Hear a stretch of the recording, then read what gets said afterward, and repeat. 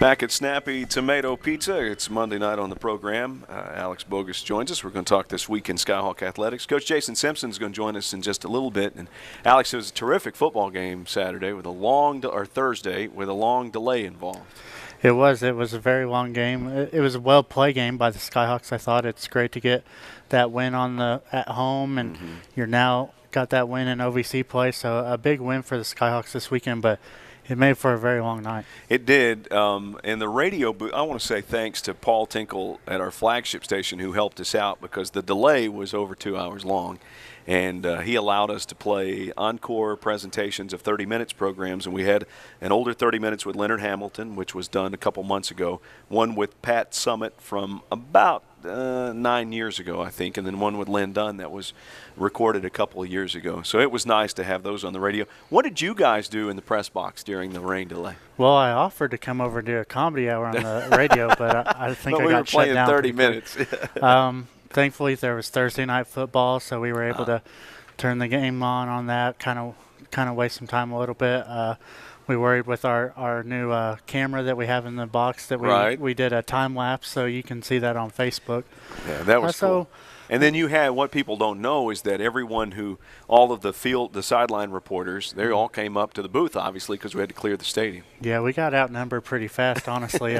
We had a couple of our student workers that were gone this weekend with it being fall break, so I think we got about outnumbered 5 to about 12 at one time in the booth. So it got a little sketchy with Tech, down by 14, but we were able to withhold and get that win, so it was fun. Let's talk about this week in Skyhawk Athletics. With Thursday, the women's tennis will compete in Knoxville. Yeah, I believe that's the ITA regional, so it's a big event for Coach Taylor and his tennis squad as they look to compete against really the best of the best. Skyhawk basketball showcase event is taking place at 6:30 Thursday. We've covered that with Andrew. Equestrian on the road Friday. They face New Mexico State and also Fresno State. Yeah, I'll be honest, I don't know a whole lot about equestrian, but being able to have to travel that far it's going to be tough, but I know our program's up to it. Coach Corvin gets the girls ready. Volleyball on Friday hosting Eastern Illinois. Yeah, that's a good matchup. Darren McClure, they came off a weekend where they beat Morehead State for the first time in several years. So, and they're a perennial power in the OVC. So to be able to get that win 3-0 was big for the program. That's at the Field House, and that's a great event. It's always free, and it's a great atmosphere when we get plenty of people. So obviously you're encouraged to come out. Saturday, volleyball competes again, hosting SIU Edwardsville. And then cross country is at the Chattanooga Front Runner Invite. That's at 3 o'clock on Saturday afternoon. Yeah, the cross country team is coming off a real promising a meet at Jacksonville State, I think 2 weekends ago when we were there with Florida. Jacksonville State for football, so they had a good finish. They had 3 runners in the top 7, so they had a very impressive meet, so they look to take even more strides as they get ready for OVC. And then football at Tennessee State, that's a 2 o'clock start. Tom and I will go on the air at 2:30 with John Abel as the 1:30 the pregame there, and then 2 o'clock kickoff at Tennessee State. And again, we're on the Tennessee State campus this year instead of playing at LP Field. And then Sunday golf is at Austin Peay. Yeah, Coach Carpenter, they had a pretty good tournament at their Skyhawk Fall Classic last week. Brendan Caballero won that tournament, so look for him to continue and Ben Reeves and the whole crew to make a good impact at the Austin Peay Intercollegiate. Soccer at Eastern Illinois. That's a big win. The Skyhawks are really in a hunt for an OVC championship once again, so this is a big win. You got to pick up those 3 points this weekend. And that's what's going on this week in Skyhawk Athletics. A great week to be a Skyhawk, and don't forget to join us on the radio for the football game Saturday. We were talking off the air a moment ago, and Andrew and I were discussing the different faces we'll see on the basketball teams this year. One of the faces we saw a lot in the last 4 years was Heather Butler, who's now playing overseas, and you checked on her, and she's doing okay over there. Yeah, last week I was talking on the air, and I was told, I told a story about how I was asked, how's Heather doing? Well, as an SID, I didn't know, and I felt it was my responsibility. I needed to know that. So she's played 2 games. She started both of them. She's averaging, I think, 8 points a game, 2.5 rebounds and 3 assists. So a good start. She's the youngest player on our team. So Heather Butler's getting it done over there, taking some adjustments. She's not the leading scorer, but as a rookie being able to go over there, it's a big jump from just where she is here, because even though it may not be the WNBA, women's basketball overseas is very popular, and it's very tough, and you have players who are 6'10", that are Right. 29 years old. A lot of maturity in those wings. You know, I've often wondered, as skilled as she is and as hard as she works, what if she were 5'10" or 5'11"? I think if she was 5'10", we may not know Heather Butler just No, because that's right. her work ethic, her ability, you know, she may not have always been the best player, but I guarantee you she worked to get there, you know. I remember seeing her over the summers just shooting. You just scored 700 points. You broke a school record for points in a single year, Yeah. but you're constantly getting better.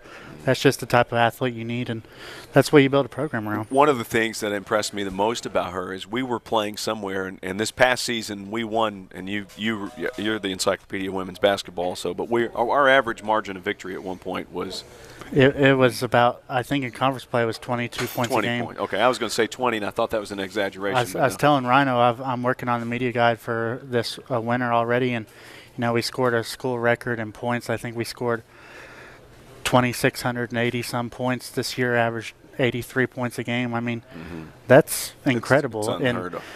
What the crazy part is, we talk about this new look between Heather and Jasmine, and you have some other cast of characters that were in there.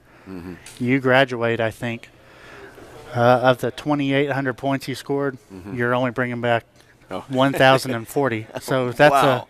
I think it's 37% of your scoring that you're trying to bring back. So the cupboard's not bare, but you got to start filling it a little Well, bit. I mean, you assume that those players were as talented that Heather and Jasmine got most of the shots. Well, if you look at Asia Jones, for example, Right. freshman of the year, early in the year you thought, oh, I don't know what we're going to have with her, but then you get into OVC play. She's averaging 18 points a game. She's scoring 27 points twice. She's has 14 rebounds. She steals 5, gets 5 steals against Southern Illinois. All of a sudden she's OVC second team.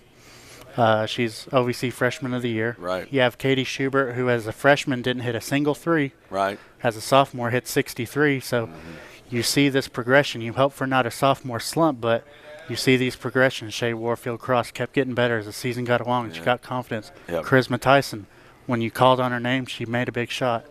So you have players to get around. So it's going to be interesting. Well, the one thing that you can tell if a coach is a good coach is if the players in the program progressively get better. Coach McMillan has a good history with that. Yeah, and you can see that. I mean, The best example for me is probably Rakisha Bryant. yes, Rakisha as a sophomore, she came in here raw out of a junior college with Shelby Crawford, and it's no secret that they weren't the best players. But by the time Rakisha graduated, she was she was a starter. She averaged 18 points a game down the stretch. She scored double figures 15 times to close out the year. And she ends up going and playing in Germany overseas. Who would have thought that 4 years ago? So you can see the progression, and you just hope to see that continue. All right, we're going to do it right there. Go to utmsports.com for all the information. You can read Alex's releases. Thank you, Alex. Thanks, Chris. Coming up, Coach Jason Simpson joins us. We'll talk UT Martin football. Big win over Tennessee Tech.